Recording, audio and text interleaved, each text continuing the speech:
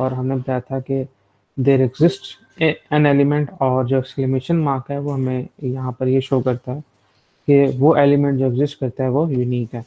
Sometimes exclamation mark use करते हैं, sometimes there exist के साथ सबस्क्रिप्ट में वन यूज़ करते हैं। और उससे रिलेटेड एक एग्जांपल हमने देखी थी, there exist unique x such that x minus one equals to 0। तो एक ही यहाँ पर यूनिक एलिमेंट एग्जिस्ट करता है जो इस इक्वेशन को सेटिस्फाई करता है, एंड दैट नंबर इज 1। फिर हमने ये 3 डिफरेंट स्टेटमेंट्स देखी थी, और हमने यहाँ पे एक बहुत ही इम्पोर्टेंट ऑब्जर्वेशन भी एज ए रिमार्क डिस्कस की थी कि अगर हमारे पास फॉर ऑल क्वांटिफायर के साथ 2 कंडीशंस इन्वॉल्व हैं तो हम उनको with the help of implications भी लिख सकते हैं। जैसे यहाँ पे हमारे पास था for all x less than 0 x square greater than 0। तो यहाँ पे हमने देखा था कि इस प्रोपोजिशनल स्टेटमेंट को in the form of sentence कैसे लिखेंगे, और फिर इन दोनों को हम कंबाइन कर सकते हैं with the help of implication, और इसको आप वेरीफाई भी कर सकते हैं यूजिंग ट्रुथ टेबल्स। फिर हमने दूसरी स्टेटमेंट देखी थी, अगेन हमारे पास फॉर ऑल क्वांटिफायर यूज हुआ है और 2 डिफरेंट कंडीशंस हैं। एक है कि y इज़ नॉट 0, और दूसरे वन है y cube will not also be 0। तो इन दोनों को हम कंबाइन कर सकते हैं with the help of implication, और हमारे पास आ जाएगा for all y is not equal to 0, this implies y cube is also not equal to 0। फिर थर्ड वन केस में हमने देखा था कि हमारे पास देयर एग्जिस्ट वाला क्वांटिफायर यूज हुआ, और इस केस में हम z स्क्वायर इक्वल टू 2 को z equal to square root 2 भी कंसिडर कर सकते हैं। तो इस केस में हमारे पास इसकी जो सिंप्लीफाइड स्टेटमेंट है वो ये होगी, there exist a positive square root of 2 और z is a real number. तो इसी को हम एक इक्विवेलेंट फॉर्म में लिख सकते हैं with the help of conjunction. तो यहाँ हमने एक चीज़ ऑब्जर्व की थी कि अगर आपके पास एग्जिस्टेंशियल क्वांटिफायर है और कंजंक्शन है, एग्जिस्टेंशियल क्वांटिफायर है और 2 कंडीशंस हैं, तो हम उसको with the help of conjunctions combine कर सकते हैं। और ऊपर वाली एग्जांपल के केस में अगर हमारे पास यूनिवर्सल क्वांटिफायर है फॉर ऑल, तो हम 2 कंडीशंस को कंबाइन कर सकते हैं with the help of an implication. तो ये 2 इम्पोर्टेंट ऑब्जर्वेशन थी लास्ट लेक्चर में, और यही हमने यहाँ पे लिखा भी था कि अगर हम रिस्ट्रिक्ट कर रहे हैं यूनिवर्सल क्वांटिफायर को तो हम इसको रिप्लेस कर सकते हैं यूनिवर्सल क्वांटिफिकेशन ऑफ इम्प्लीकेशन। जैसे कि यहाँ पर हमारे पास है for all x less than 0 x square greater than 0, this is equivalent as for all x x less than 0 implies x square greater than 0। और सेकंड में हमने कहा था कि अगर एग्जिस्टेंशियल क्वांटिफायर रिस्ट्रिक्ट किया जा रहा है तो हम उसी 2 कंडीशंस को कंबाइन कर सकते हैं with the help of conjunction. फिर हमने प्रेसिडेंस ऑफ क्वांटिफायर्स देखी थी कि हमारे पास जितने भी लॉजिकल ऑपरेटर्स हैं उनमें जो क्वांटिफायर्स हैं उनकी प्रेसिडेंस सबसे ज़्यादा है। प्रीवियसली हमारे पास निगेशन था जो कि फर्स्ट प्रेफरेंस पे था, अब हमारे पास फॉर ऑल और देयर एग्जिस्ट। इसकी एग्जांपल्स देखी थी, for all x P of x और क्यू ऑफ एक्स। तो इसमें हमारे पास 2 लॉजिकल ऑपरेटर्स आप कह सकते हैं यूज हुआ है, एक डिस्जंक्शन और एक क्वांटिफायर। तो उस केस में हम सबसे पहले क्वांटिफायर को सिंप्लीफाई करेंगे for all x P of x, और फिर उसको सॉल्व करेंगे Q of x with the help of disjunction. और इसी तरह हमारे पास एक और डेफिनेशन थी बाइंडिंग वेरिएबल की, कि अगर आपके पास एक क्वांटिफायर यूज हो रहा है और आप उसकी डोमेन के बारे में बता रहे हैं तो हम उस वेरिएबल को बाउंड कर रहे हैं कि उसने उस डोमेन के अंदर से ही वैल्यूज अज्यूम करनी है। और अगर आपके पास डोमेन मेंशन ना हो तो हम कहते हैं कि variable is free, we have no information about domain. और अगर हमारे पास प्रोपोजिशनल फंक्शन में डोमेन गिवन ना हो तो हम पी ऑफ एक्स को एज ए प्रोपोजिशन नहीं बना सकते, क्योंकि जो प्रोपोजिशनल फंक्शन है ये प्रोपोजिशन उसी वक्त बनेगा जब आपके पास एक्स की डिफरेंट वैल्यूज हो और इसकी डोमेन मेंशन हो। और हमारे पास जो यूज हुए थे क्वांटिफायर्स उनमें एक यूनिवर्सल क्वांटिफायर था, एक एग्जिस्टेंशियल क्वांटिफायर था। वैल्यू असाइनमेंट्स ये हमने अभी डिस्कस नहीं किया, ये बिल्कुल ऐसे ही है जैसे आपके पास एक वेरिएबल है, आप उसको वैल्यूज असाइन कर रहे हैं। और अगर हमारे पास कम्प्लेक्स एक्सप्रेशन गिवन हो तो उस केस में हमारे पास जिस प्रोपोजिशनल फंक्शन के साथ आप क्वांटिफायर यूज करेंगे वो प्रोपोजिशनल फंक्शन उस क्वांटिफायर का स्कोप कहलाता है। जैसे अगर हमारे पास प्रीवियस क्वेश्चन है, उसमें हमारे पास है फॉर ऑल एक्स, अभी हमने प्रीवियस स्लाइड्स पे देखा था, पी ऑफ एक्स और पी ऑफ एक्स। तो यूजिंग ऑर्डर ऑफ प्रेसिडेंस सबसे पहले हम सॉल्व करेंगे for all x P of x को। तो ये जो क्वांटिफायर फॉर ऑल है, इसका जो स्कोप है वो हमारे पास है पी ऑफ एक्स। तो ये फॉर ऑल सिर्फ और सिर्फ रिलेट कर रहा है यहाँ पी ऑफ एक्स पे, इसकी रिस्ट्रिक्शन पे। तो इसका स्कोप, फॉर ऑल क्वांटिफायर का scope this P of x होगा, और क्यू ऑफ एक्स है वो इस फॉर ऑल के स्कोप से आउटसाइड है। और यहाँ बाइंडिंग वेरिएबल की एग्जांपल देख लेते हैं कि there exist an x plus y equals to 1। यहाँ हम क्वांटिफाई कर रहे हैं, क्वांटिफिकेशन कर रहे हैं एक्स वेरिएबल की, और वाई के रिगार्डिंग हमारे पास कोई इन्फॉर्मेशन नहीं है। तो इट मीन्स कि हम एक्स को बाउंड कर रहे हैं। तो ये हमारे पास एक्स जो है वो बाइंडिंग वेरिएबल होगा, और जो वाई है वो हमारे पास फ्री वेरिएबल होगा। और नेक्स्ट हमारे पास एग्जांपल है रिलेटेड टू स्कोप्स। अब हमारे पास देयर एग्जिस्ट एग्जिस्टेंशियल क्वांटिफायर है, और हमने यहाँ पर ब्रैकेट यूज़ की है P of x and Q of x के साथ। इसका मतलब ये है कि जो देयर एग्जिस्ट है, ये जो क्वांटिफिकेशन हो रही है, ये इस पूरी प्रोपोजिशन की हो रही है कंबाइनली। तो हमारे पास जो इन दोनों प्रोपोजिशंस का जो वेरिएबल है वो भी बाउंड है, और इस केस में हमारे पास using order of precedence for all जो है वो रिलेट कर रहा है आर ऑफ एक्स से। तो इस केस में भी हमारे पास एक्स जो है वो बाइंडिंग वेरिएबल है। इस फर्स्ट वाले देयर एग्जिस्ट के साथ जो एक्स यूज हो रहा है उसका स्कोप हमारे पास है P of x and Q of x, और ये हमारे पास इस एक्स के साथ जो फॉर ऑल यूज हो रहा है इसका स्कोप है आर ऑफ एक्स। समटाइम्स हम इस स्कोप वाले पॉइंट को क्लियर करने के लिए दो डिफरेंट वेरिएबल्स भी यूज कर लेते हैं। जैसे हमारे पास फर्स्ट वाले केस में एक्स एक्स के साथ जो जो स्कोप था वो हमने उनको एक्स वेरिएबल के साथ इंट्रोड्यूस करवा दिया, और जो फॉर ऑल के साथ था उसको हमने वाई के साथ इंट्रोड्यूस कर दिया। तो इस बात से ये क्लियर हो जाता कि हमारे पास इन किस एलिमेंट का कौन सा स्कोप है।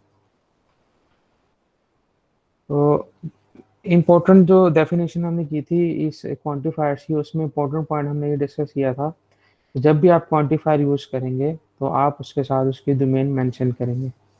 तो डोमेन चेंज होगी तो उस क्वांटिफायर की वैल्यूज भी चेंज होती जाएंगी। फिर हमने एक बात और डिस्कस की थी कि जब आप फॉर ऑल क्वांटिफायर यूज कर रहे हैं और डोमेन हमारे पास एम्प्टी हो, तो हम उस प्रोपोजिशंस को ट्रू कंसिडर करते हैं, क्योंकि फॉर ऑल वाले क्वांटिफायर को डिस्प्रूव करने के लिए हमें एटलीस्ट एक काउंटर एग्जांपल चाहिए। तो फॉर ऑल के केस में अगर डोमेन एम्प्टी है तो हमारे पास फॉर ऑल वाली प्रोपोजिशनल स्टेटमेंट हमेशा ट्रू होगी।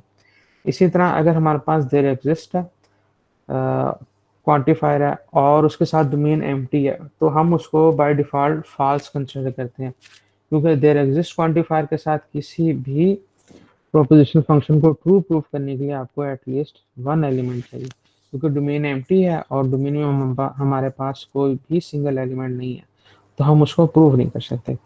फॉर के केस में एम्प्टी डोमेन हो तो ट्रू होता है, देयर एग्जिस्ट के केस में डोमेन एम्प्टी हो तो वो फॉल्स कंसिडर होता है। और अगर हमने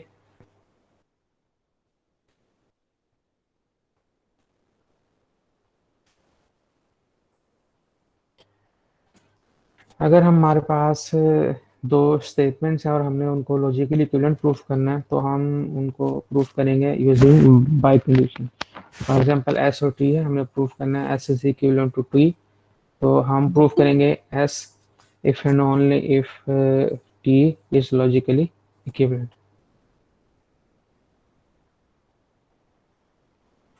तो इसमें डेफिनेशन भी अप्लाई कर सकते हैं बाय इम्प्लीकेशन की, कि हमारे पास by implication is same as P implies Q and Q implies P. ये हमने इसका प्रूफ देखा था। हमारे पास दो पोजिशनल फंक्शंस है और प्रूफ ये करना है कि दोनों हमारे पास इक्विवेलेंट है। तो हम इसमें से एक प्रोपोजिशन स्टेटमेंट को कंसिडर कर लेते हैं एज ए स्टेटमेंट एस, और दूसरे को हम कंसिडर कर लेते हैं एज ए स्टेटमेंट टी। और अगर हमने इसको प्रूफ करने के लॉजिकली इक्विवेलेंट है तो हमें ये प्रूफ करना पड़ेगा कि S implies T and T implies S. In other words, जैसे हम नेसेसरी एंड सफिशिएंट कंडीशन को एक्सप्लेन करते हैं, पहले हम कंसिडर करेंगे एस और उसको सिंप्लीफाई करके हम एक्सप्रेशन टी ऑब्टेन कर लेंगे। फिर सेकंड स्टेप में हम कंसिडर करेंगे टी को और उसको सिंप्लीफाई करके हम एस एस ऑब्टेन कर लेंगे। तो अगर दोनों चीज़ें हम वन बाय वन अगर ऑब्टेन कर लेते हैं तो हम कहेंगे कि S is logically equivalent to T. तो फॉर एग्जांपल फर्स्ट वाले केस में कंसिडर कर लेते हैं कि for all x P of x and Q of x is true. इसका मतलब ये है कि डोमेन के तमाम एलिमेंट्स के लिए P and Q is true. तो एक आर्बिट्री एलिमेंट ले लेते हैं ए। इसका मतलब ये है कि आर्बिट्री एलिमेंट के लिए ये इंटरसेक्शन या कह लीजिए एंड जो कंजंक्शन है इट इज ट्रू। तो अगर P of A and Q of दोनों ट्रू हैं तो कंजंक्शन उसी वक्त ट्रू होता है जब आपके पास ये इंडिपेंडेंटली ट्रू हो। It means P of A is true and Q of A is also true. तो हमने जो एलिमेंट कंसिडर किया था वो एक आर्बिट्रेरी एलिमेंट था। इसका मतलब है कि अगर आप कोई भी एलिमेंट लें एक्स की as an value of x, तो P of A is true for all values of x and Q of x is true for all values of x. तो P of x is true separately for all values of x and Q of x is true for all values of x. तो हम इसको combine करेंगे तो हमारे पास आ जाएगा for all x P of x and for all x Q of x both are true. तो ये है, ये हमारे पास स्टेटमेंट थी पी।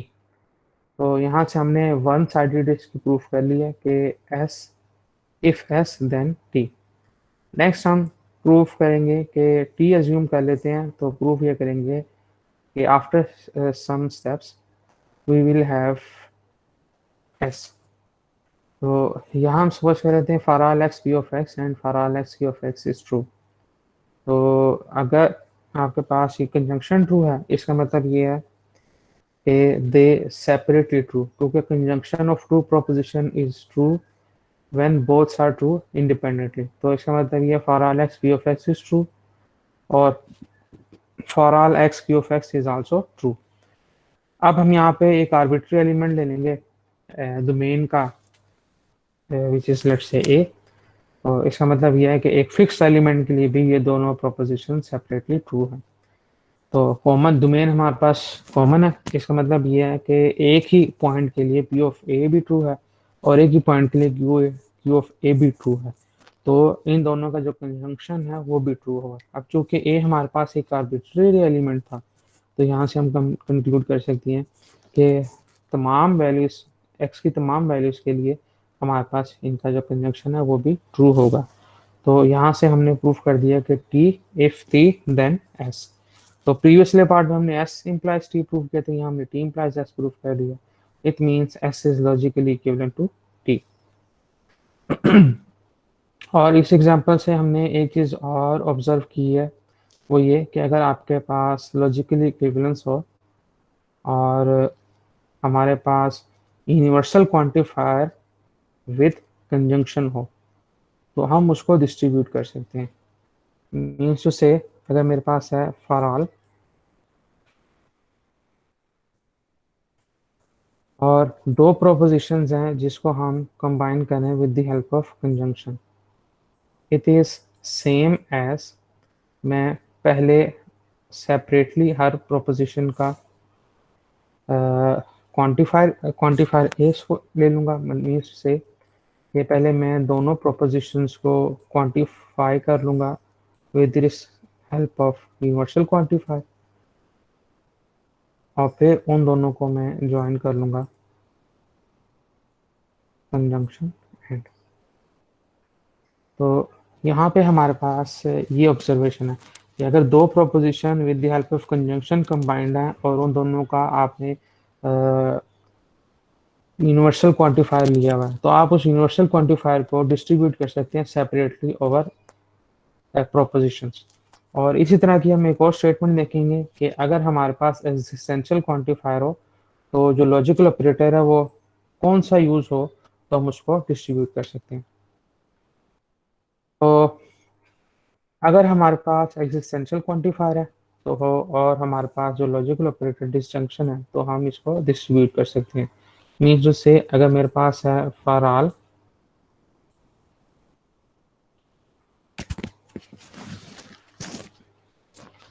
और दो प्रोपोजिशंस कंबाइंड है with the help of, sorry we are talking about existential. तो अगर मेरे पास एक्सिस्टेंशियल क्वांटिफायर है और दो प्रोपोजिशंस कंबाइंड हैं with the help of disjunction, तो मैं इस एक्सिस्ट को डिस्ट्रीब्यूट कर सकता हूँ हर प्रोपोजिशन के साथ सेपरेटली, और फिर जो मेरे पास रिजल्ट आएगा उसको मैं कंबाइन कर सकता हूँ with the help of disjunction. तो ये बात ध्यान में रखनी है कि अगर देयर एग्जिस्ट है तो हमारे पास दो proposition with the help of disjunction होनी चाहिए, और अगर हमारे पास फॉर ऑल है तो जो प्रोपोजिशंस हैं वो कंबाइन होनी चाहिए with the help of conjunction. और एक हमने observation starting of the lecture भी बताई थी कि जब हमने यूज किया था, अगर हमारे पास दो कंडीशंस हैं जो कि फॉर ऑल के साथ हैं तो हम उसको कंबाइन कर सकते हैं with the help of implication. और दूसरी हमारे पास ऑब्जर्वेशन ये थी कि अगर आपके पास देयर एग्जिस्ट है और दो कंडीशंस गिवन है विद एग्जिस्ट के साथ, तो हम इसको कंबाइन कर सकते हैं with the help of conjunction. तो कंडीशन एंड सेकंड कंडीशन। तो ये चार पॉइंट्स हैं जो आपने जेन में रखना है, ये हमारे लास्ट लेक्चर में हमने डिस्कस कर लिए थे। नेक्स्ट हम देखते हैं, हमारे पास दो क्वेश्चन हैं 50 और 51। इसमें आप देखें कि उस प्रीवियस जो हमारी ऑब्जर्वेशन थी उसको इंडोर्स करने के लिए यहाँ पे इसकी काउंटर एग्जांपल गिवन है। फॉर ऑल के साथ उन्होंने डिसजंक्शन यूज किया हुआ है, और यहाँ हमारे पास पहले दो प्रोपोजिशन को डिसजंक्शन के थ्रू कंबाइन किया और फिर उसको क्वांटिफाई किया।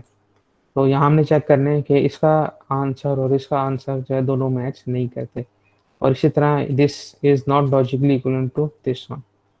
इसके लिए हम क्या करेंगे कि बिल्कुल उसी तरह लॉजिकली इक्विवेलेंट प्रूफ करने के लिए हम बाय इम्प्लीकेशन लेते हैं। पहले कंडीशन सपोज करेंगे और चेक करेंगे कि हम सेकंड कंडीशन तक रीच कर सकते हैं या नहीं। फर्स्ट वाले को सपोज कर लें एस के इक्वल, सेकंड वाले को सपोज कर लें टी के इक्वल। तो फर्स्ट स्टेप में हम क्या करेंगे कि इफ एस देन टी, और सेकंड वाले केस में हमने क्या प्रूफ करना है, इफ टी देन एस। तो अगर दोनों केसेस में कोई एक कंडीशन भी होल्ड नहीं करती तो हम कहेंगे कि they are not logically equivalent. तो यहाँ पे उसने पिछले वाले ऑब्जर्वेशंस को एंडोर्स करने के लिए दिया है कि आप ये चेक करेंगे कि जब हम क्वांटिफायर के साथ एक डिफरेंट लॉजिकल ऑपरेटर ले लेते हैं तो हमारे पास ये इक्विवेलेंस होल्ड नहीं करती। तो यहाँ तक तो हमने देखा था लास्ट वाले लेक्चर में। इस रिलेटेड किसी स्टूडेंट का कोई क्वेश्चन है तो बताएं, हम नेक्स्ट स्टेप पे मूव करते हैं।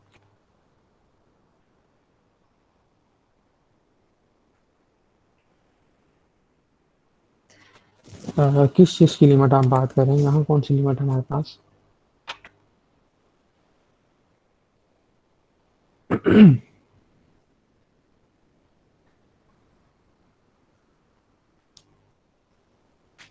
नहीं, यहाँ पे ये क्वांटिफायर इस तरह नहीं है कि आप उसको कहेंगे कि डोमेन है गिवन तो इट इज ऑलवेज ट्रू।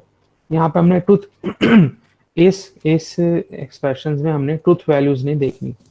वो तो हम बात कर रहे थे ट्रूथ वैल्यूज की। अगर मेरे पास है for all x P of x, अब अगर मैंने देखना है, अब एक्स है क्वांटिफायर किया हुआ क्वांटिफिकेशन है, और यहाँ पे हमारे पास एक्स की डोमेन, मतलब एक्स जो है वो किन किन वैल्यूज के लिए डिफाइन है, तो फिर इसकी ट्रूथ वैल्यूज के बारे में हम कह सकते हैं कि ये ट्रू होगा अगर डोमेन एम्प्टी है।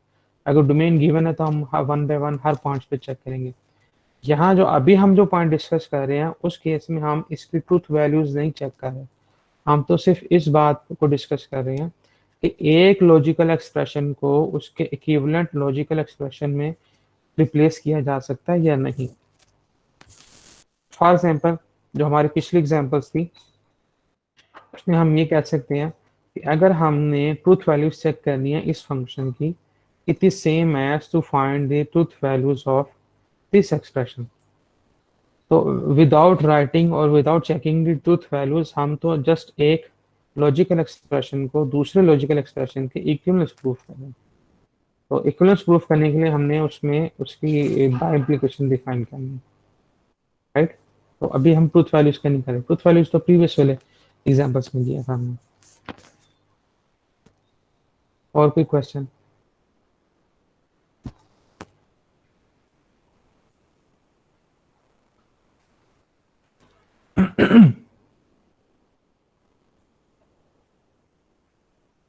सब स्टूडेंट्स इधर ही हैं?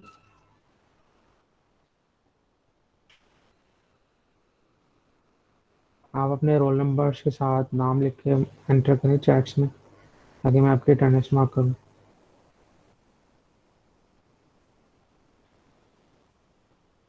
जी जी बिल्कुल, इस केस में हमने ऐसे ही प्रूफ करना है। पी को सपोज करेंगे और सिंपलीफाई करके देखेंगे एक आर्बिट्री एलिमेंट लेकर कि हमारे पास एस ऑब्टेन होता है या नहीं। फिर हम दूसरे केस में दूसरे स्टेप में ये करेंगे कि सेकंड स्टेटमेंट को ज्यूम करेंगे और एक आर्बिट्री एलिमेंट लेके प्रूफ करेंगे कि हमारे पास फर्स्ट स्टेटमेंट रिट्रीव होती है या नहीं। तो अगर कोई एक साइड होल्ड नहीं करेगी तो हम कहेंगे कि दोनों लॉजिकल एक्सप्रेशन जो है वो इक्विवेलेंट नहीं है। नेक्स्ट हमारे पास है कि अगर हम निगेट करना चाहते हैं यूनिवर्सल क्वांटिफायर को या एग्जिस्टेंशियल क्वांटिफायर को, तो हम उसको किस तरह करेंगे। फॉर एग्जाम्पल हमारे पास सेंटेंस है, every student in your class has taken a course in calculus, और हमने इसको निगेट करना है। सबसे पहले हम क्या करेंगे, एक वेरिएबल डिफाइन कर लेंगे क्योंकि हमने इसके करस्पॉन्डिंग एक प्रोपोजिशनल फंक्शन बनाना है। अब्दुल्ला, मेरा ख्याल है कि आपने गूगल क्लासरूम्स में देखे नहीं है, मैंने लेक्चर तो कोई भी अपलोड नहीं किया, मैंने वो यूट्यूब से अपलोड किए हैं और गूगल क्लासरूम पे उसका लिंक दे दिया। हमारे 5 लेक्चर्स हो गए हैं, आज 6th लेक्चर है। तो 4 लेक्चर्स हैं वो ऑलरेडी अपलोडेड हैं, अगर आप गूगल क्लासरूम में जाएं वहाँ पे लिंक्स अवेलेबल है। और 5th और 6th लेक्चर जो है वो मैं आज या कल इंशाल्लाह ताला अपलोड कर दूंगा। तो यहाँ हमारे पास एग्जांपल थी, एक इंग्लिश सेंटेंस था। सबसे पहले हमने उसमें एक्स वेरिएबल इंट्रोड्यूस करवाया ताकि हम उसका प्रोपोजिशन फंक्शन बना सकें। फिर हमारे पास जो उसमें कीप वर्ड्स हैं उसके कोरस्पॉन्डिंग हम लॉजिकल ऑपरेटर डिफाइन करेंगे, और जो सेंटेंस है उसको हम एक प्रोपोजिशन फंक्शन बनाएंगे। तो हमारे पास एवरी की जगह फॉर आ गया, और student x in your class has taken a course in calculus, तो पी ऑफ एक्स हमारे पास आ जाएगा x has taken a course in calculus, और डोमेन हमारे पास कंसिस्ट करती है क्लास के तमाम स्टूडेंट्स। और इसकी निगेशन क्या होगी, it is not the case that every student in your class has taken a course in calculus. तो निगेशन के केस में आप देखें कि हमारे पास ये फॉर उसी वक्त निगेट हो सकता है जब हमारे पास एटलीस्ट वन स्टूडेंट ऐसा हो जिसने कैलकुलस कोर्स चूज नहीं किया हो। तो इसको हम कह सकते हैं थोड़ा सा मॉडिफाई करके, this is there is a student in your class who has not taken a course in calculus. तो देयर इज की जगह हम रिप्लेस कर देंगे एग्जिस्टेंशियल क्वांटिफायर, और नॉट टेकन अ कोर्स क्योंकि पी ऑफ एक्स था has taken a course in calculus, तो नॉट पी ऑफ एक्स हो जाएगा not taken a course in calculus. तो यहाँ पे हम देख सकते हैं कि अगर हमारे पास यूनिवर्सल क्वांटिफायर है और हम उसको निगेट कर रहे हैं, तो उसके जो इक्विवेलेंट हमारे पास फाइनल फॉर्म आएगी वो आएगी there exist x not P of x. तो निगेशन ऑफ यूनिवर्सल क्वांटिफायर हमारे पास आती है एग्जिस्टेंशियल क्वांटिफायर। तो हम कह सकते हैं कि ये दोनों expression they are logically equivalent. फिर हमारे पास हम ये देख लेते हैं कि ये लॉजिकली इक्विवेलेंट कैसे हैं, one by one step by step देख लेते हैं। अब हमारे पास अगर हम कंसिडर करते हैं just for all x P of x, यहाँ पे ब्रैकेट्स हमने यूज नहीं की, लेकिन आपको प्रीवियसली आपके नॉलेज में है कि फॉर ऑल या देयर एग्जिस्ट, इनका जो ऑर्डर ऑफ प्रेसिडेंस है वो higher than any other logical operator है। तो सबसे पहले हम for all x P of x को एवेल्यूएट करेंगे और बाद में हम इसकी निगेशन करेंगे। तो for all x P of x, अगर लास्ट टाइम हमने एग्जांपल की थी, लेट्स से एक्स की हमारे पास वैल्यूज हैं 1 2 3। तो for all x P of X का मतलब क्या है, हमारे पास P of 1 and P of 2 and P of 3। तो हमारे पास फॉर ऑल उसी वक्त ट्रू होगा जब हमारे पास ये तीनों वैल्यूज ट्रू हों। तो फॉर ऑल की जो इक्विवेलेंट हमारे पास फॉर्म थी वो थी propositions combined with the help of conjunction. तो अगर हम ये कहते हैं कि इसको निगेट करना, निगेट का मतलब ये है कि हमने इसको इसकी ऑपोजिट वैल्यूज लेनी है। तो इसकी ऑपोजिट वैल्यूज क्या होंगी कि instead of truth value true, हमारे पास इसकी ट्रूथ वैल्यू फॉल्स आएगी। अब अगर इसकी ट्रूथ वैल्यू फॉल्स है, इसका मतलब यह है कि इन तीनों में से कोई एक वैल्यू हमारे पास फॉल्स है। तो यही हमारे पास है कि अगर आपके पास for all x P of X false है, इट मीन्स के डोमेन का कोई एक ऐसा एलिमेंट एग्जिस्ट करता है जिसकी ट्रूथ वैल्यू फॉल्स है। पॉसिबिलिटी है पहले वाला ट्रू हो, दूसरे वाला फॉल्स हो, तीसरे वाला ट्रू हो। ये भी पॉसिबिलिटी हो सकती है कि फर्स्ट वाला जो है वो आपके पास फॉल्स हो और बाकी दोनों ट्रू हो। कोई एक भी अगर फॉल्स होगा तो हमारे पास फॉर ऑल वाला फॉल्स हो जाएगा। So for all x p of x is false if and only if there exists an element x in the domain for which p of x is false.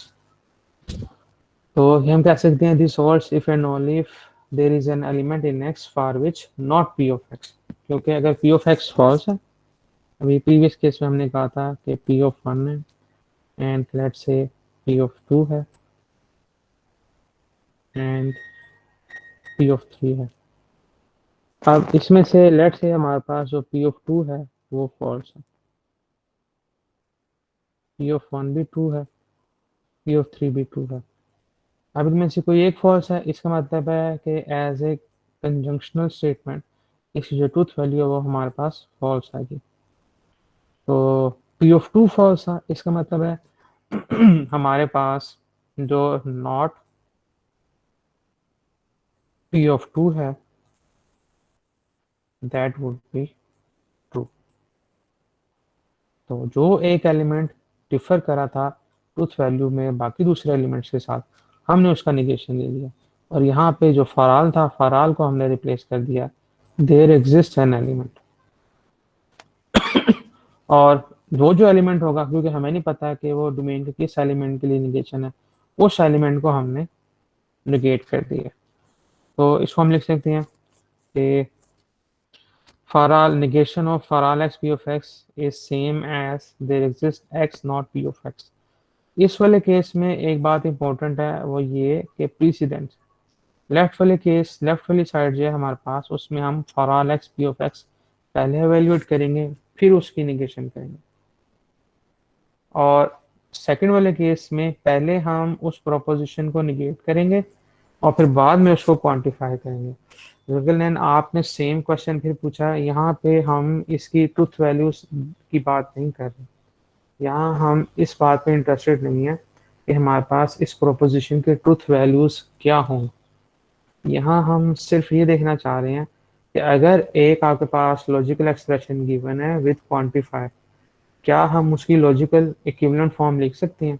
ये बिल्कुल ऐसी है जैसे हमने previously किया था। देखिए, हमने जब इम्प्लीकेशन डिफाइन की थी P इम्प्लाइज Q, तो हमने इसकी ट्रूथ वैल्यूज देखी थी। इसकी ट्रूथ वैल्यू उसी वक्त फॉल्स होती है जब P ट्रू हो और Q फॉल्स हो। फिर बाद में हमने ये देखा था कि P इम्प्लाइज Q ये लॉजिकली इक्विवेलेंट है हमारे पास नॉट P और Q के। तो इसको हम प्रूव कर सकते हैं इनका ट्रूथ टेबल्स बना के। अब यहाँ पे हमारे पास जो मैंने एक्सप्रेशन लिखा है P implies Q is logically equivalent to not P और Q, यहाँ हम लॉजिकली इक्विवेलेंट कह रहे हैं दो प्रोपोजिशंस को without writing their truth values. इसी तरह जो हमारे पास ये वाला एक्सप्रेशन है जो हम बात कर रहे हैं इक्विवेलेंस ऑफ negation और देयर एग्जिस्ट। यहाँ पे भी हम जस्ट ये बात कर रहे हैं कि एक लॉजिकल एक्सप्रेशन दूसरे के इक्विवेलेंट लिखा जा सकता है विदाउट डिस्कसिंग देयर डोमेन और देयर ट्रूथ वैल्यूज। तो यहाँ हमारे पास ट्रूथ वैल्यूज और डोमेन का क्वेश्चन नहीं है, सिर्फ और सिर्फ क्या अगर एक गिवन एक्सप्रेशन है उसको हम एक दूसरे सिंप्लीफाइड वर्जन में चेंज कर सकते हैं या नहीं, उसकी हम रीजनिंग कर रहे हैं। तो दो चीजें आप मिक्स नहीं करें। तो यहाँ पे है, और मैं बात कर रहा था कि आपने जब ये करना है निगेशन, तो दोनों साइड्स पे जो ऑर्डर है, प्रेसिडेंट ऑर्डर, वो डिफरेंट है। क्योंकि निगेशन, ये हमारे पास जो क्वांटिफायर है इसकी प्रेसिडेंस निगेशन से हायर है। इस केस में आप सबसे पहले यूज करेंगे for all x P of x और फिर उसको निगेट करेंगे। और इस केस में हमारे पास क्या है, there exist not P of x. तो यहाँ पे आप पी ऑफ एक्स को निगेट करेंगे और फिर देयर एग्जिस्ट के साथ क्वांटिफायर यूज हो रहा है। तो हम ये कह सकते हैं कि अगर हम निगेट करें फॉर ऑल को, तो उसको हम रिप्लेस कर सकते हैं देयर एग्जिस्ट के साथ। और p हमारे पास जो प्रोपोजिशनल फंक्शन है p ऑफ x, उसे हम रिप्लेस कर देंगे नॉट p ऑफ x के साथ। तो ये पॉइंट है हमारे पास कि for negation for all x p of x। अगर आपने ये आप निगेट करना चाह रहे हैं तो ये बिल्कुल इसी तरह ही है जैसे आप देयर एग्जिस्ट ले लें, नॉट फॉर ऑल की जगह देयर एग्जिस्ट, और p ऑफ x की जगह रिप्लेस कर दें not p of x। Next हम देखेंगे कि अगर हमारे पास एग्जिस्टेंशियल क्वांटिफायर है तो उसको निगेट कैसे किया जा सकता है। एक स्टेटमेंट कंसिडर कर लेते हैं, there is a student in this class who has taken a course in calculus. पहले एक वेरिएबल डिफाइन कर लेते हैं ताकि प्रोपोजिशनल फंक्शन बनाया जा सके, और फिर इसको मॉडिफाई करके हम इस क्वांटिफिकेशन देख लेते हैं। तो there is a student x in the class who has not taken a course in calculus. तो यहाँ पर हमारे पास जो Q of x proposition function है वो होगा student x has taken a course in calculus. और अब हम इसको निगेट करते हैं। निगेट करेंगे इसका मतलब है there is not a student, या it is not the case that there is a student in the class who has taken a course in calculus. थोड़ा सा मॉडिफाई करें तो आ जाएगा every student in this class has not taken calculus. तो अब हमारे पास जो देयर एग्जिस्ट था ये रिप्लेस हो गया एवरी के साथ। तो इसका जो प्रोपोजिशनल फंक्शन बनेगा that would be for all x not Q of x. तो यहाँ हम कह सकते हैं कि देयर एग्जिस्ट की जो निगेशन है it is logically equivalent to for all x not Q of x. यहाँ पे भी वही बात है कि अगर हमारे पास निगेशन हो रही है देयर एग्जिस्ट के साथ, तो हम इसको रिप्लेस कर देंगे फॉर ऑल के साथ, और क्यू ऑफ एक्स जो है उसे हम रिप्लेस कर देंगे नॉट क्यू ऑफ एक्स के साथ।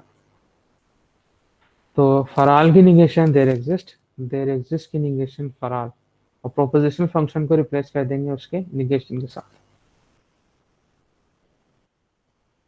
तो अगर यहाँ तक आपको कोई बात समझ नहीं आई तो आप मुझे पूछें, फिर हम नेक्स्ट मूव करते हैं नेक्स्ट पॉइंट पे।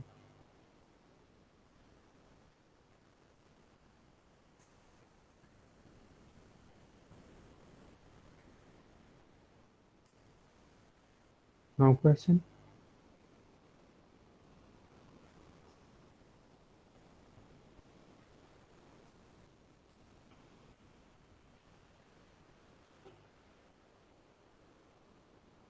ओके, ये हमने बिल्कुल वैसे ही जैसे प्रीवियस स्टेप में किया था कि हमारे पास फर्स्ट ऑफ ऑल हम देख लेते हैं कि देयर एग्जिस्ट की निगेशन क्या। Not there exist x Q of x is true if and only if there does not there does not exist an element x such that q of x is true।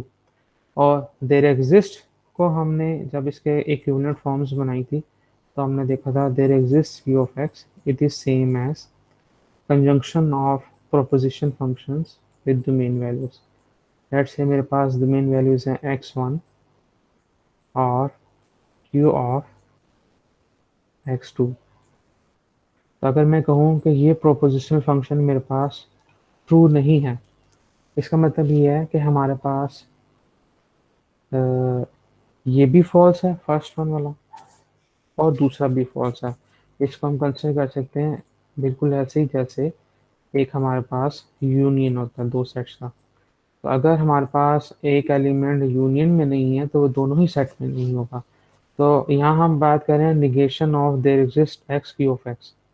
अगर there exist x Q of x is true if and only if आपके पास ये हमारे पास there exist x Q of X it is false. और ये उसी वक्त फॉल्स होगा जब हमारे पास दोनों propositional function they are false. अब हमारे पास अगर दो से ज़्यादा एलिमेंट एग्जिस्ट करते हैं तो इसका मतलब है कि तमाम एलिमेंट्स के लिए वो प्रोपोजिशनल फंक्शन जो है they are false. So this means no x exists in the domain for which q of x is true, or it is equivalent to q of x is false for every x in the domain. So we can say qx is false for every x in the domain if and only if negation is true. तो q of x अगर false है तो उसकी negation जो है वो true होगी, और there exists जो है वो हमारे पास replace हो गया for every या for all। तो ये हम कह सकते हैं कि not there exists x q of x is true if and only for all x not q of x is true। तो these two expressions are logically equivalent। तो यहाँ हमने establish कर लिया कि negation of their exists is logically equivalent to for all, और q of x is replaced with not q of x। नीचे table में हमने वही सारी बातें समराइज कर दी जो हमने डिस्कस की। तो एक दफ़ा देख लेते हैं कि देर एग्जिस्ट को अगर मैं निगेट करता हूँ तो मेरे पास जो उसकी इक्विवेलेंट स्टेटमेंट आएगी वो आएगी for all x not P of x.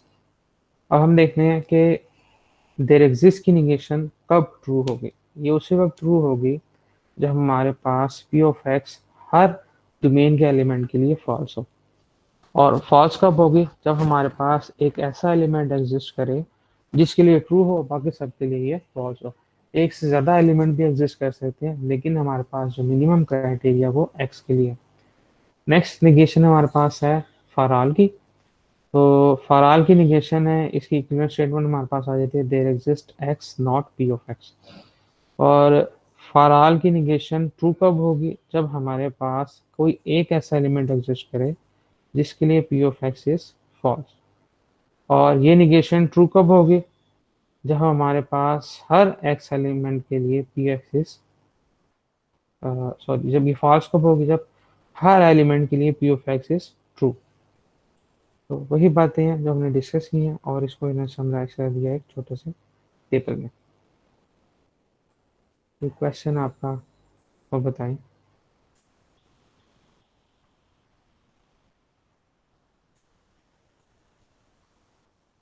Dawood ने पूछा है कि क्विज जो है वो ऑब्जेक्टिव टाइप का होगा। क्विज में दो तीन क्वेश्चंस होंगे, एमसीक्यूज नहीं होगा। तो क्योंकि हमारे पास यहाँ पे हमने कुछ चीज़ें सीखी हैं, जैसे शुरू में हमने प्रोपोजिशनल स्टेटमेंट्स बनाई थी, और सेंटेंस गिवन था तो इंग्लिश सेंटेंसेस बनाए थे। अब देखेंगे अगर इंग्लिश सेंटेंसेस गिवन है तो उससे प्रोपोजिशनल स्टेटमेंट बना लेंगे। फिर हमने देखा था कुछ लॉजिकल ऑपरेटर्स थे, और हमने जो कॉम्प्लेक्स प्रोपोजिशंस थी उनकी सिंप्लीफाइड इक्विवेलेंस फॉर्म्स बनाई थी, जिसमें हमने इस्टेब्लिश किया था कि एक एक्सप्रेशन जो है logical expression it is equivalence to the other logical expression. और फिर हमने प्रेडिकेट कैलकुलस स्टार्ट किया था, उसमें हमने कुछ प्रेडिकेट्स देखे थे, सेंटेंसेस गिवन थे, कीवर्ड्स को देखते हुए हमने उसके प्रोपोजिशन स्टेटमेंट्स बनाई थी। और इक्विवेलेंस लॉज हमने देखे थे लास्ट टाइम टेबल में, जब हमने इम्प्लीकेशन बाय कंडीशनल की इक्विवेलेंस फॉर्म डिफाइन की थी। फिर हमने कुछ सेंटेंसेस किए थे जिसमें कीवर्ड्स यूज होते हैं जो आपको ये बताते हैं कि ये कौन सा वाला लॉजिकल ऑपरेटर यूज हो रहा है।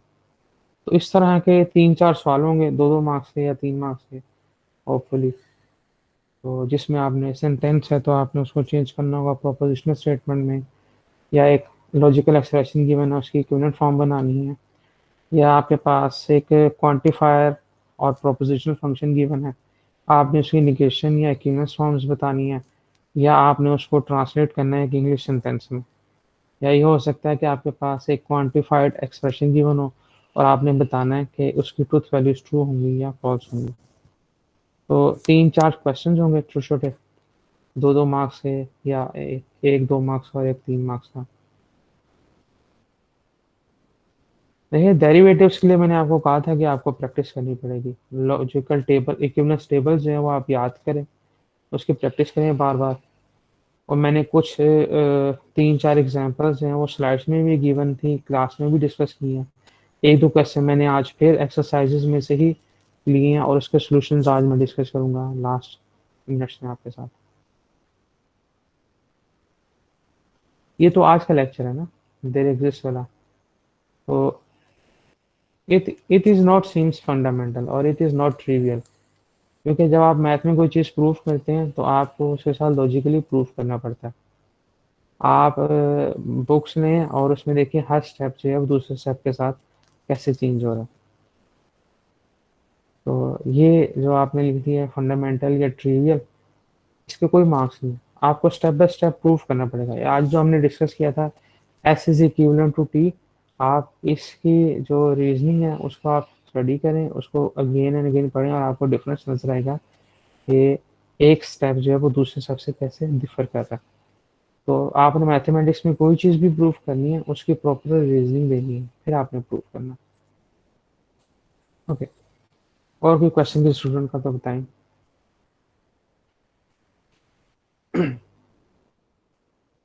अब हमारे पास है कि अगर दो से ज़्यादा आपके पास क्वांटिफायर्स हो, ये बिल्कुल ऐसी है जैसे हमने डी मॉर्गन्स लॉ को एक्सटेंड किया था। तो यहाँ पे हमारे पास है, अगर आपके पास for all x P of X है, तो डेफिनेशन में भी हमने कहा था कि अगर मेरे पास डोमेन के एलिमेंट्स हैं, let's say x1 x2 xn, तो for all x P of x बिल्कुल ऐसे ही है जैसे आप हर पॉइंट पर प्रोपोजिशनल फंक्शन कंसिडर करें। तो हर पॉइंट पे हमारे पास आ जाएगी एक single proposition, P of x1, P of x2 और P of x3 and so on. Last पे हमारे पास आ जाएगा पी ऑफ xn। और हम फॉर ऑल के केस में इन सब को ज्वाइन कर लेंगे कंजंक्शन के साथ। तो अब for all x P of x जो है इसको हम रिप्लेस कर सकते हैं conjunction of these propositions p of x1 and p of x2, p of x3 and up to p of xn।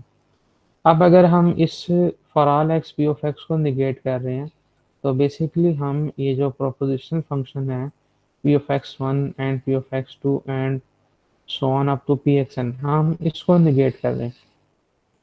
और अगर हम extended D Morgan's law apply करें तो हम इस निगेशन को डिस्ट्रीब्यूट कर सकते हैं हर प्रोपोजिशनल फंक्शन के साथ सेपरेटली। और ये जो हमारे पास कंजंक्शन है इसको हम रिप्लेस कर सकते हैं फंक्शन। तो यही बात हमारे पास यहाँ पे है कि हम extended D Morgan's law use करते हुए इसको सेपरेटली कर सकते हैं। हर फंक्शन को सेपरेटली निगेट कर लें और कंजंक्शन को रिप्लेस कर देंगे इस जंक्शन के साथ। इसी तरह अगर हमारे पास डिस्जंक्शन है तो हम उसको रिप्लेस कर देंगे कंजंक्शन के साथ। और यहाँ पे हम कंसिडर कर लेते हैं there exist x, there exist x not P of x. तो देयर एग्जिस्ट के केस में हमने कहा था अगर एक्स के डोमेन के एलिमेंट्स x1 xn है, तो ये बिल्कुल ऐसी है जैसे p of x1 combined with p of x2 with the help of this junction. तो अगेन अगर हम यहाँ पे यूज करें एक्सटेंडेड डी मॉर्गन्स लॉ, तो हमारे पास ये आ जाएगा negation of P X one और पी ऑफ एक्स टू और up to P of X N. तो there exist X P of X, ये हमारे पास आ गया पी ऑफ एक्स वन और पी ऑफ एक्स टू और पी ऑफ एक्स वन। तो ये वाली जो क्वांटिफिकेशन है it is same as conjunction of, sorry disjunction of these propositional functions. तो अगर हम इसको निगेट करें इसका मतलब है कि हम इन प्रोपोजिशंस के डिसजंक्शन को निगेट कर रहे हैं। और अगर हम डी मॉर्गन्स का एक्सटेंडेड लॉ अप्लाई करें तो इस निगेशन को हम डिस्ट्रीब्यूट कर सकते हैं हर प्रोपोजिशन फंक्शन पर सेपरेटली, और इस वाले डिस्टिंक्शन को हम रिप्लेस कर सकते हैं with the help of conjunction. तो ये हमारे पास एक छोटी सी एक्सटेंडेड ऑब्जर्वेशन है। यहाँ तक अगर किसी स्टूडेंट को कोई क्वेश्चन है तो प्लीज़।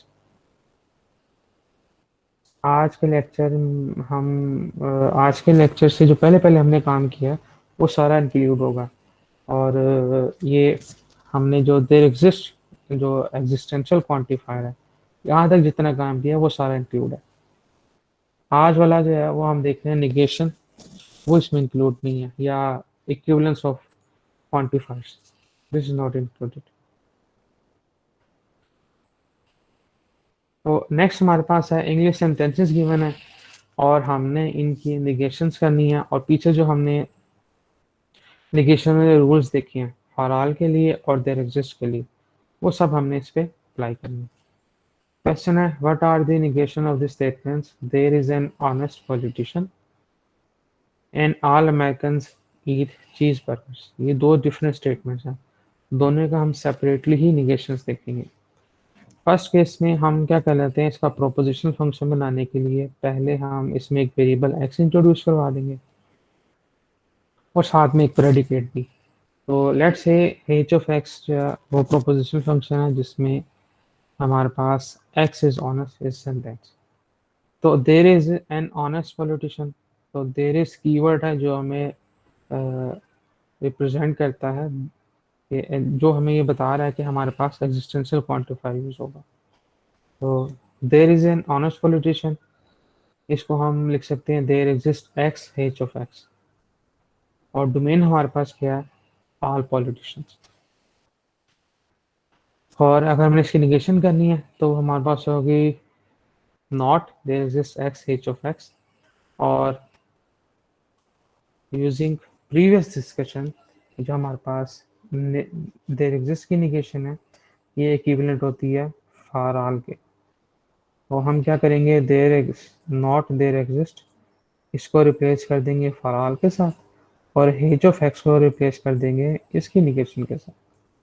तो यही सेंटेंस जो है जिसकी हम निगेशन करेंगे तो ये बन जाएगा हमारे पास there for all politicians they are not honest, या अगर हम इसको सिंप्लीफाइड फॉर्म में लिखें तो हमारे पास आ जाएगा every politician is dishonest. Second, all Americans eat cheese burgers, उस केस में भी हम एक प्रोपोजिशनल फंक्शन डिफाइन कर लेते हैं C of X. Let's say X denotes करता है अमेरिकन को, तो हमारे पास सी ऑफ एक्स आ जाएगा एक्स ईट्स चीज बर्गर्स। तो जो स्टेटमेंट है वो हमारे पास आ जाएगी all Americans eat cheese burgers, और इसकी जो क्वांटिफाइड एक्सप्रेशन है वो हमारे पास होगा for all x C of x. अब हमने इसको निगेट करना है, तो not for all x C of x, for all की निगेशन चेंज हो जाएगी देयर एग्जिस्ट में, for all is change to there exist, और सी ऑफ एक्स रिप्लेस हो जाएगा नॉट सी ऑफ एक्स में। तो यही हमारे पास जो सेंटेंस है ये आ जाएगा some Americans does not eat cheese burgers, या हम इसको कह सकते हैं there is an American who does not eat cheese burger. तो इंग्लिश सेंटेंसेस में जो आपको कन्वीनियंट लगे, जिससे आज आपका आइडिया क्लियर हो, आप वो सेंटेंस लिख सकते हैं।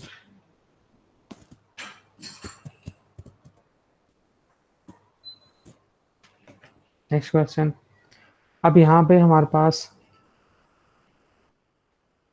एक और एग्जांपल है कि एक मैथमेटिकल एक्सप्रेशन गिवन है और हमें बताना है कि इसकी निगेशन क्या होगी। For all x x square greater than x and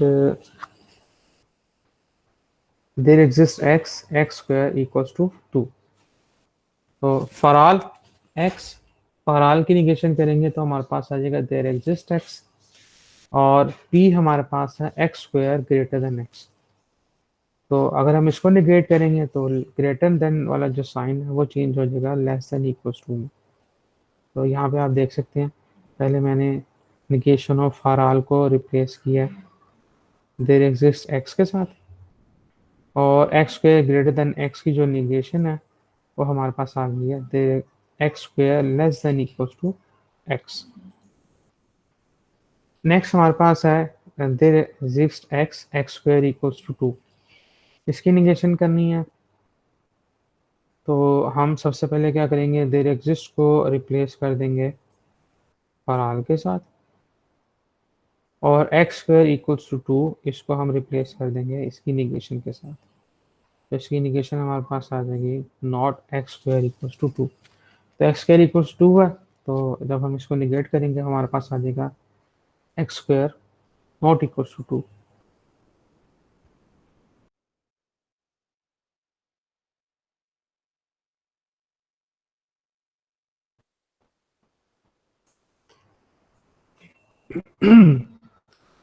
तो for all x x square is not equals to 2। इससे रिलेटेड कोई क्वेश्चन है आपका तो बताएं, फिर हम दूसरी एग्जांपल डिस्कस करें।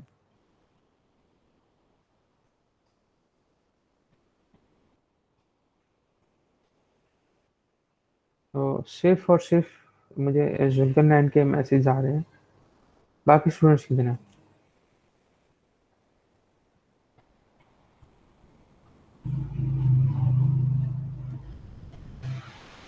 बाकी सब स्टूडेंट्स को क्लियर है? सर ये एक बात बता दें प्लीज। जी जी पूछें। सर इस टॉपिक के लिए बुक के कौन से पेज नंबर रीड करें? बुक कई? सर बुक के किन पेजेस पे ये वाला टॉपिक है, अगर रीडिंग करनी हो तो कौन से पेजेस पढ़ के हैं? तो आपने अभी तक बुक खोल के देखी भी नहीं है कि आप कौन सा टॉपिक स्टडी कर रहे हैं? अभी तो हम बिल्कुल सीक्वेंस वाइज चल रहे हैं, बुक में जो टॉपिक सीक्वेंस वाइज है वही। 1.2 से हमने स्टार्ट किया था, 1.3 डिस्कस किया, अब हम 1.4 पर हैं। ये टॉपिक 1.4 है, और नेक्स्ट वीक हम 1.5 पे चले जाएंगे।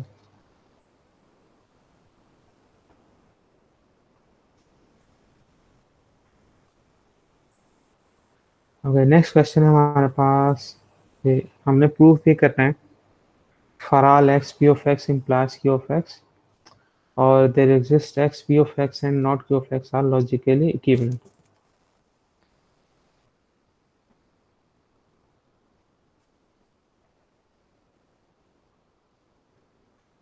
तो यहाँ पे एक चीज़ मैं आपको दोबारा कोट कर देता हूँ। जब हमने इक्विवेलेंस टेबल्स डिस्कस किए थे, तो हमने देखा था P implies Q, it is logically equivalent to not P और Q। तो इसी से हमने एक और रिजल्ट डिराइव किया था। अगर मैं इसकी निगेशन ले लेता हूँ तो मेरे पास आ जाएगा नॉट P implies Q, और इसकी निगेशन लूंगा तो मेरे पास आ जाएगा नॉट P और Q। अब राइट हैंड साइड पर अगर मैं डी मॉर्गन्स लॉ यूज करूँ तो यही एक्सप्रेशन मेरे पास बन जाएगा, नॉट नॉट पी चेंज हो जाएगा पी में, और डी मॉर्गन्स लॉ यूज करते हुए डिसजंक्शन चेंज हो जाएगा कंजंक्शन में, पी एंड, और ये निगेशन क्यू के साथ मूव कर देगी, पी एंड नॉट क्यू। तो हम कह सकते हैं कि अगर मैं इसकी निगेशन लूँ, इस सेंटेंस की जो निगेशन है it is same as this statement. तो हमने बेसिकली इसको यही प्रूफ करना है। तो इम्प्लीकेशन को हम, अगर मैं इसकी निगेशन लेता हूँ, negation of for all x P of x implies Q of x, तो मैं क्या करूँगा, सबसे पहले मैं निगेशन ऑफ फॉर ऑल को रिप्लेस करूँगा देयर एग्जिस्ट के साथ, जैसे हमने यहाँ किया था नॉट फॉर ऑल ए, इसको हमने रिप्लेस कर दिया था देयर एग्जिस्ट के साथ। फिर हमारे पास जो प्रोपोजिशन फंक्शन था उसको हम रिप्लेस कर देंगे उसकी निगेशन के साथ। तो बिल्कुल यहाँ पे भी हम यही करेंगे कि इसकी जो निगेशन है नॉट फॉर ऑल, इस नॉट फॉर ऑल को हम चेंज कर देंगे देयर एग्जिस्ट के साथ, और जो हमारे पास इम्प्लीकेशन गिवन है इसको हम रिप्लेस कर देंगे इसकी जो इक्विवेलेंट फॉर्म है नॉट पी और क्यू। तो नॉट पी और क्यू के साथ रिप्लेस कर देंगे, फिर हम इस पर यूज करेंगे D Morgan's law. Outside negation है तो डी मॉर्गन्स लॉ यूज करेंगे, तो नॉट नॉट पी ये हमारे पास आ जाएगा पी इटसेल्फ, और डिस्टिंक्शन चेंज हो जाएगी कंजंक्शन में, और क्यू के साथ आ जाएगा नॉट क्यू। तो ये बेसिकली दोनों एक्सप्रेशन लॉजिकली इक्विवेलेंट है। पहले आपने डेफिनेशन यूज करनी है निगेशन ऑफ फॉर ऑल की, और फिर आपने यूज करना है डिफरेंट फॉर्म ऑफ इम्प्लीकेशन। तो यहाँ मिसिंग है निगेशन, इसकी हमने निगेशन करनी है। तो यूजिंग द मॉर्गन्स लॉ हमारे पास ये दोनों जो हैं they are logically equivalent. Steps मैंने आपको बता दिए हैं कैसे ये लॉजिकली इक्विवेलेंट है। और यहाँ हमने यूज किया ये वाला लॉ जो है ये ऑब्टेन होता है इस वाले लॉ से ही। अगर आप इस वाली इम्प्लीकेशन में दोनों साइड्स पे निगेशन ले लें तो आपके पास है नॉट पी इम्प्लाइज क्यू, और इस साइड पे यूज हो जाएगा दी मॉर्गन्स लॉ, तो हमारे पास यही रिजल्ट आ जाएगा।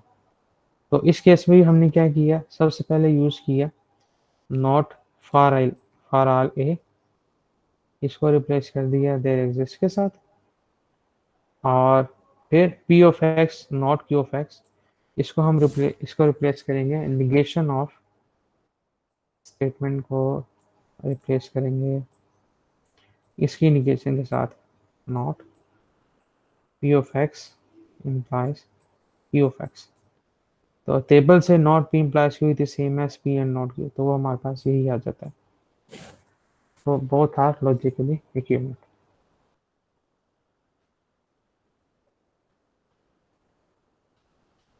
नेक्स्ट एग्जांपल है हमारे पास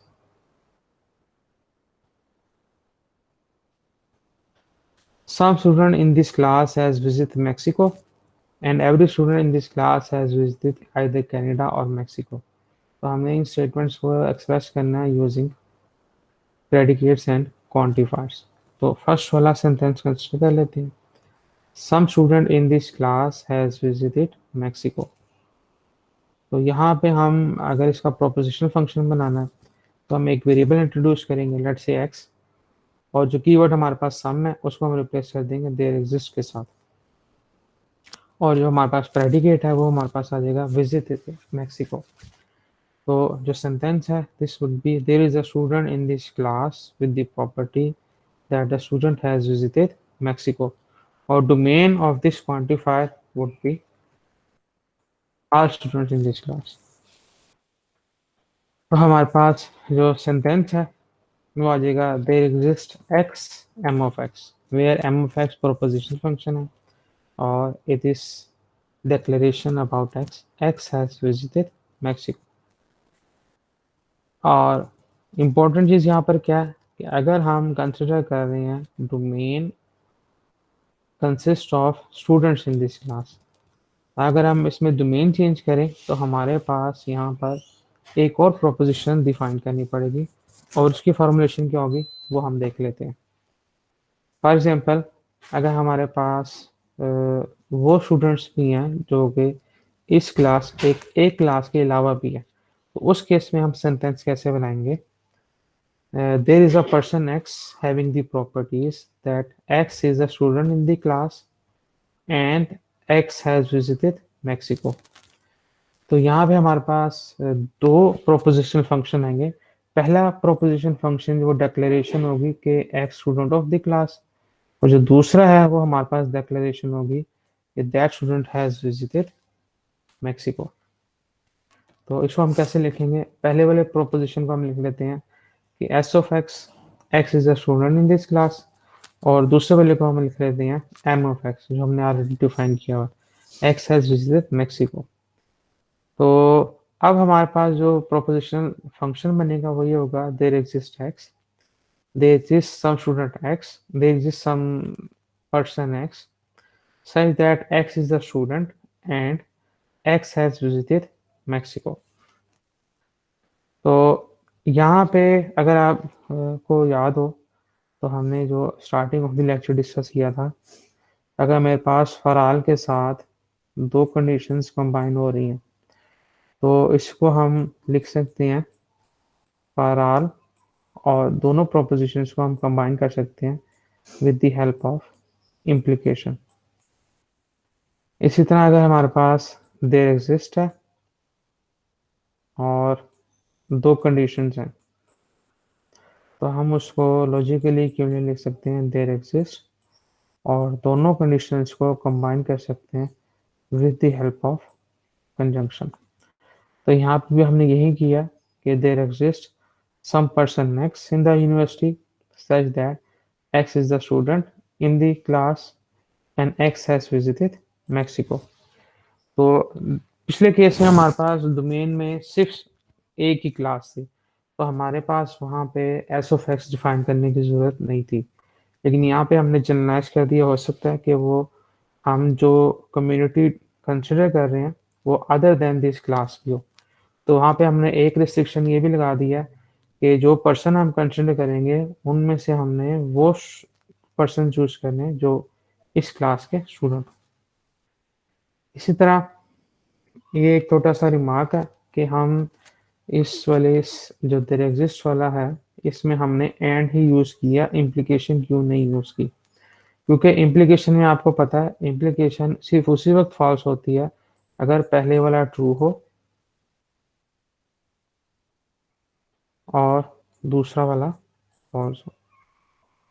तो अगर मेरे पास एक ऐसा पर्सन है जो कि स्टूडेंट नहीं है और हमारे पास उसने मेक्सिको विजिट भी किया, तो भी हमारे पास ये कंडीशन ट्रू हो जाती है जो कि इनकरेक्ट है। इसी तरह अगर हमारे पास एक पर्सन है जो स्टूडेंट भी नहीं है और जिसने मेक्सिको विजिट भी नहीं किया, तब भी ये इम्प्लीकेशन ट्रू हो जाती है। हालांकि हमारे पास जो कंडीशन है उसमें स्टेटमेंट में सिर्फ यही गिवन है कि हमने उनको डिस्कस करना है जो कि स्टूडेंट है और मेक्सिको को विजिट किया। तो हमारे पास इम्प्लीकेशन इंट्रोड्यूस करने से हमारे पास दो ऐसी कंडीशंस आ जाती हैं जो कि ट्रू हैं और अकॉर्डिंग टू गिवन सेंटेंस वो ट्रू नहीं होनी चाहिए।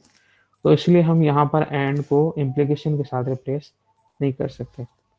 और स्टार्टिंग में भी हमने डिस्कस किया था कैसे हम स्प्लिट कर सकते हैं या कंबाइन कर सकते हैं दो स्टेटमेंट्स को अगर यूनिवर्सल क्वांटिफायर हो।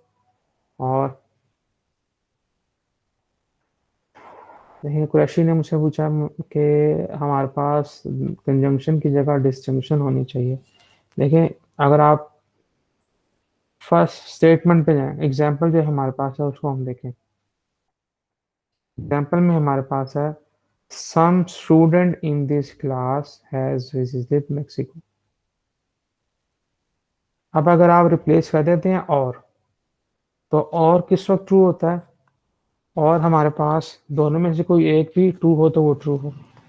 अब अगर मैं कहूँ एस ऑफ एक्स और एम ऑफ एक्स, तो s of x disjunction m of x true उस वक्त भी होगा जब वो स्टूडेंट हो और उसने मेक्सिको विजिट नहीं की हो, या तब भी ट्रू होगा कि अगर हमारे पास एक्स स्टूडेंट नहीं है लेकिन उसने मेक्सिको विजिट किया।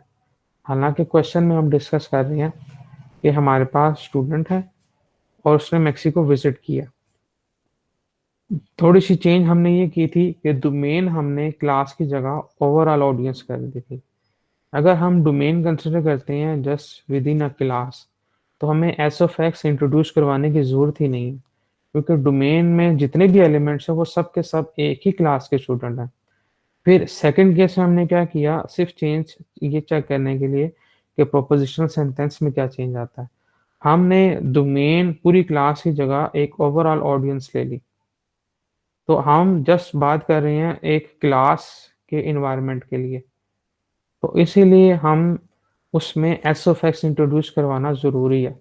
कि सबसे पहले हम देखेंगे कि हम उस ओवरऑल ऑडियंस में से रिस्ट्रिक्ट करेंगे एक क्लास को, और फिर उस क्लास में से हम उन वाले लोगों को डिस्कस करेंगे जो हमारे पास जिन्होंने मैक्सिको विजिट किया।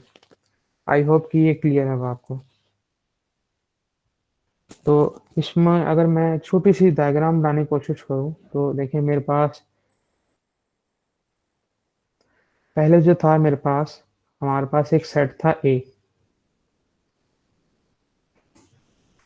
तो इनमें से मैं सिर्फ उन लोगों को डिस्कस करना चाह रहा था जो मेरे पास मैक्सिको, जिस स्टूडेंट ने मैक्सिको विजिट किया। ये मेरे पास है पहली कंडीशन जिसमें हमने एस ऑफ एक्स डिफाइन नहीं करवाया, क्योंकि डोमेन जो थी वो सिर्फ ये सारी डोमेन थी हमारे पास, ये सारी डोमेन थी, और हमने इस डोमेन में से जस्ट उन स्टूडेंट्स को डिस्कस करना था जिन्होंने मैक्सिको विजिट किया। बाद में हमने क्या किया कि हमने अपनी डोमेन को लार्ज कर लिया। अब डोमेन हमारे पास क्या है, पूरे की जितनी भी हमारे पास ऑडियंस है वो सब अंडर कंसिडरेशन है। तो पहले हम क्या करेंगे, इस पूरी ऑडियंस में से हम खुद को रिस्ट्रिक्ट करेंगे इस सेट एस तक। इसको आप कहने एस, एक ही जगह। आप इस पूरी यूनिवर्स में से खुद को रिस्ट्रिक्ट करेंगे इस पूरे सेट में, क्योंकि हमारी जो डिस्कशन है वो सिर्फ इस क्लास के स्टूडेंट तक है। पहले हम इसको रिस्ट्रिक्ट करेंगे इस डोमेन में, फिर हम उसको फर्दर एक और कंडीशन लगाएंगे, रिस्ट्रिक्ट करेंगे एम में। तो ये जो एम वाला पोर्शन है, ये एम आपके पास बेसिकली पूरे यूनिवर्स में भी है और इस वाले S students of the class में भी है। तो इसलिए हमने इसको एंड के साथ यूज किया, ये इसका अलग से पोर्शन नहीं है। इम्प्लीकेशन इसलिए यूज नहीं कर सकते क्योंकि अगर ये एस में भी नहीं है और एम में भी नहीं है, एस में नहीं है इसका मतलब है यहाँ लाई करता है, और मेक्सिको भी विजिट नहीं किया इसका मतलब है कि वो यहाँ पे आउटसाइड मूव करता है। तो उस केस में भी आपके पास ये इम्प्लीकेशन ट्रू हो जाती है, हालांकि हमने तो बात की है सिर्फ स्टूडेंट्स की और उन स्टूडेंट्स की जो उन्होंने मैक्सिको डिस्कस की, मैक्सिको विजिट किया। तो ये एक छोटी सी इक्विवेलेंस थी जो हमारे पास एक ऑब्जर्वेशन थी। नेक्स्ट स्टेटमेंट है every student in this class has visited either Canada और मैक्सिको। तो हमने अब इसको रिप्रेजेंट करना है। एक प्रोपोजिशनल फंक्शन डिफाइन कर लेंगे मैक्सिको के लिए, कनाडा के लिए। मैक्सिको के लिए हमने already m of x define किया हुआ है। तो एक्स वेरिएबल इंट्रोड्यूस करवाया for every x in this class, every student x in this class, student X has the property that X has visited Mexico or X has visited Canada. So C of X is X has visited Canada. और अगर हम just बात करें students in the class, तो हमारे पास statement होगी for all students they have visited Canada और दे हैव विजिटेड मैक्सिको। क्योंकि हमारे पास डिसजंक्शन कॉम्यूटेटिव होती है, इट डजंट मैटर आप एम ऑफ एक्स पहले लिख लें या सी ऑफ एक्स। अब अगर हम ऑडियंस को चेंज कर देते हैं, हम कंसिडर करते हैं ऑल पीपल, तो अब हमारी स्टेटमेंट क्या हुई। तो सबसे पहले हम पीपल्स में से उसको रिस्ट्रिक्ट करेंगे स्टूडेंट्स तक। तो for every person x, if x is a student in this class then x has visited Mexico और एक्स हैज विजिटेड कनाडा। तो ये हमारे पास स्टेटमेंट क्या होगी, for all x s of x is a student. अगर student है तो हम बात चले जाएंगे डिस्कशन पे कि इट हैज विजिटेड कनाडा और मैक्सिको। तो अगर स्टूडेंट नहीं है तो फिर इट डजंट मैटर कि उसने कनाडा और मैक्सिको विजिट किया या नहीं किया, क्योंकि ये हमारे पास इससे कोई भी क्लेम ट्रू या फॉल्स नहीं होता। यहाँ पे एक छोटा सा रिमार्क है कि instead of defining two different propositional function, हम एक ही एक्सप्रेशन में दोनों प्रोपोजिशनल फंक्शन को कंबाइन कर सकते हैं, एक को वेरिएबल एक्स के साथ, दूसरे को वेरिएबल वाई के साथ। तो हमारे पास एक्सप्रेशन क्या हो जाएगा कि x Mexico and v of x Canada. तो जो फर्स्ट कोऑर्डिनेट है वो रिप्रेजेंट करेगा स्टूडेंट्स वाले को, जो सेकंड वाला है वो रिप्रेजेंट करेगा जिस कंट्री को उस स्टूडेंट ने विजिट किया। अगर मैक्सिको किया तो एम, अगर कनाडा को किया तो सी। तो ये हमारे पास इसका एक्सप्रेशन होगा। उसके बाद कुछ क्वेश्चंस हैं टॉपिक 1.4 के पेज 53 पर, बहुत सारे क्वेश्चंस हैं, तो इनको आपने ट्रांसलेट करना है in English sentences. Question number 7 है, क्वेश्चन नंबर 8 है, इनमें आपके पास एक्सप्रेशंस गिवन है और आपने इनको ट्रांसलेट करना है इन इंग्लिश। क्वेश्चन नंबर 9 है, इसमें आपके पास इंग्लिश सेंटेंसेस गिवन है और जो A part, B part, C part, D part है, इसके कोरस्पॉन्डिंग आपने उनकी फॉर्म बनानी है। इसी तरह क्वेश्चन नंबर 10 है, इस एक्सरसाइज में बहुत सारे क्वेश्चन हैं, क्वेश्चन नंबर 11 भी देखें और 12 भी देखें। आपके पास दो प्रोपोजिशनल फंक्शंस गिवन है p ऑफ x और q ऑफ x, और आपने डोमेन के एक पर्टिकुलर एलिमेंट के लिए वो वैल्यूज फाइंड करनी है। इसी तरह और भी क्वेश्चंस हैं। अब इन क्वांटिफाइड एक्सप्रेशंस में हमें ट्रूथ वैल्यूज डिफाइन करनी है। फॉर एग्जांपल क्वेश्चन नंबर 16 है, determine the truth value of each of the statement if the domain of each variable consist of real numbers. 16 में जो फर्स्ट पार्ट है वो वही है जो हमने एग्जांपल में डिस्कस किया। बी पार्ट है there exist x square equals to -1। तो अगर हम x स्क्वायर इक्वल्स टू -1 है, x का स्क्वायर रूट ले लें तो आ जाएगा स्क्वायर रूट ऑफ -1, और हमें ये पता है कि -1 का स्क्वायर रूट रियल नंबर नहीं होता। तो बी वाले पार्ट की जो ट्रूथ वैल्यू है वो फॉल्स होगी। डी वाले केस में हमारे पास है for all x square is not equal to x।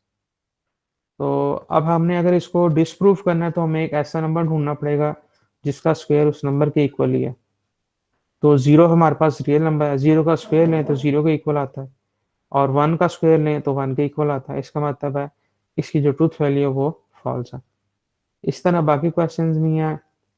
Question number 18 देख लें। Show that suppose that the domain of the prepositional function v of x consists of the integers -2, -1, 0, 1 and 2, और हमने हर इन expressions को लिखना है with the help of disjunction, conjunction and negation. तो for example there exist के case में, तो जब देयर एग्जिस्ट यूज होता है तो हम इसको डिस्जंक्शन के साथ कंबाइन करते हैं। तो हमारे पास आ जाएगा p ऑफ -2 और p ऑफ -1 और p ऑफ 0 और p ऑफ 1 और p ऑफ 2। और अगर फॉर ऑल है मेरे पास, तो फॉर ऑल के केस में मेरे पास ये कंबाइन हो जाएगा एंड के साथ। तो बी केस में क्या हो जाएगा, p of -2 and p of -1 and p of 0 and p of 1 and p of 2। तो ये कुछ क्वेश्चंस हैं, बिल्कुल ही आसान से हैं, एग्जांपल्स हमने इससे रिलेटेड की हुई हैं। तो इन क्वेश्चंस को पढ़ें, रीड करें और ट्राई करें सॉल्व करने की। कोई क्वेश्चन समझ नहीं आया तो हम नेक्स्ट क्लास में डिस्कस करेंगे। ये मैं आपको आज क्लासरूम में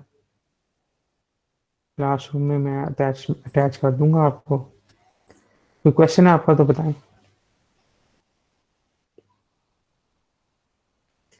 ये मेरे पास कुछ स्टूडेंट्स हैं